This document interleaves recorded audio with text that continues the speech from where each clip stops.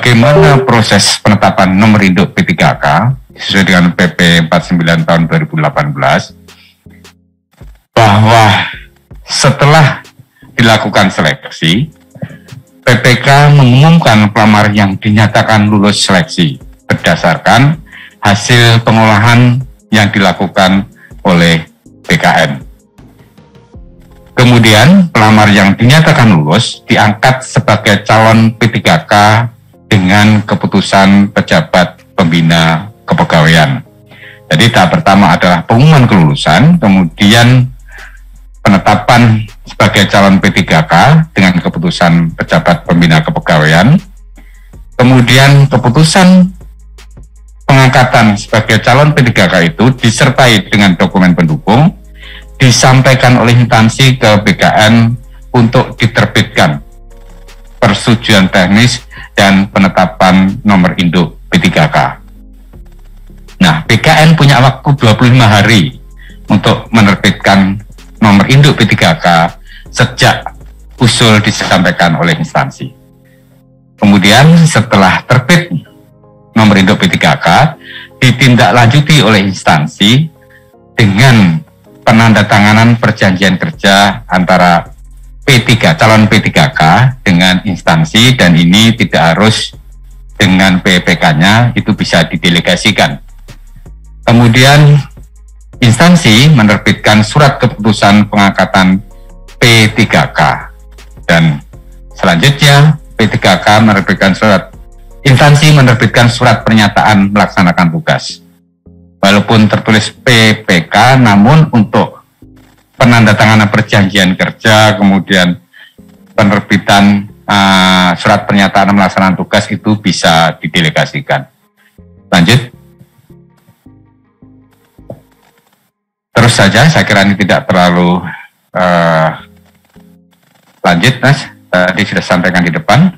Nah, Bapak Ibu sekalian yang saya hormati, rekan-rekan media, bahwa setelah dilakukan pengumuman, kemudian peserta yang dinyatakan lulus melakukan pemberkasan ke instansi. Nah, pemberkasan ini,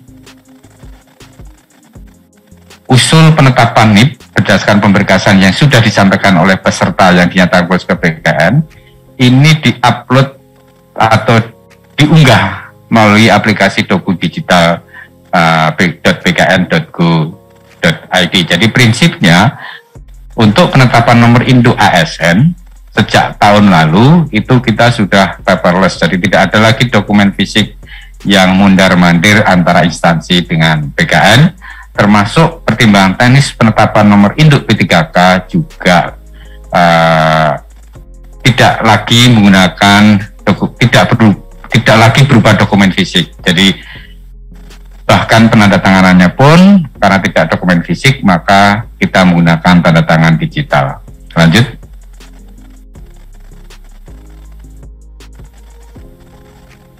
Sebelum instansi mengirimkan usul penetapan nomor induk P3K ke BKN, dan karena usul tersebut harus dilengkapi dengan dokumen-dokumen pendukung, di mana kelengkapan dokumen ini ada dua pihak yang melengkapi. Yang pertama dari calon peserta yang dinyatakan lulus atau peserta yang dinyatakan lulus, ada beberapa dokumen yang harus disiapkan, terutama adalah daftar riwayat hidup dan kelengkapan dokumen lain.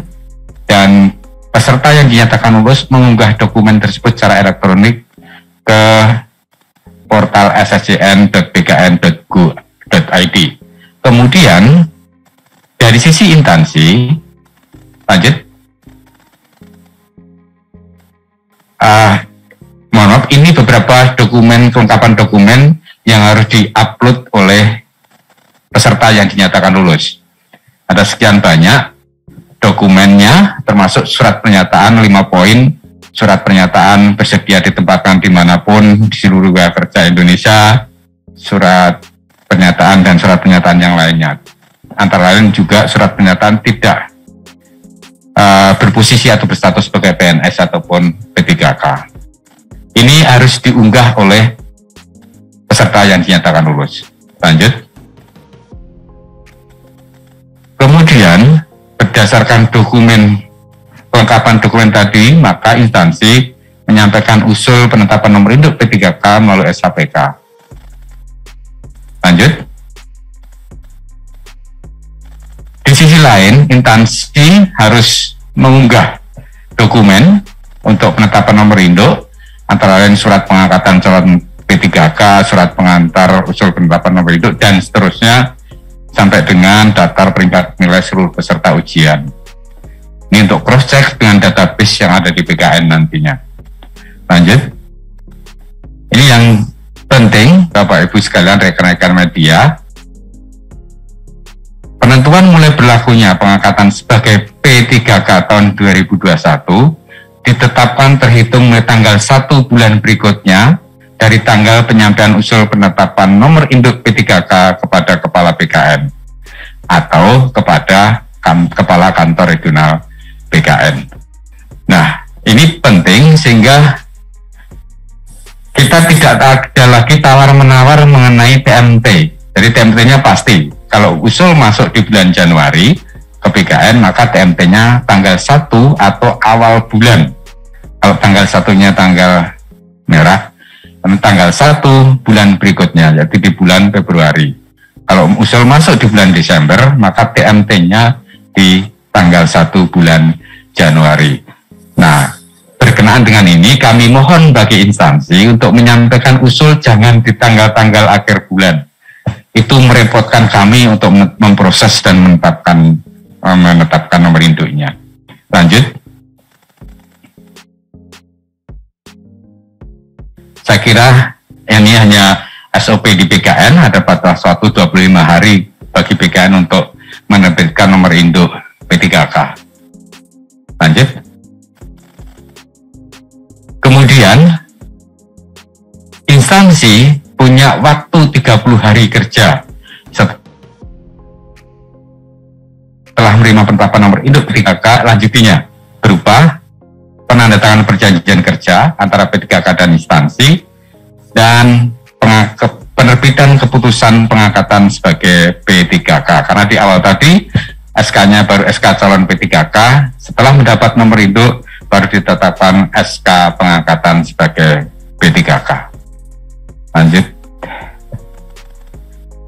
Ini alur proses, saya kira tidak perlu saya jelaskan satu persatu.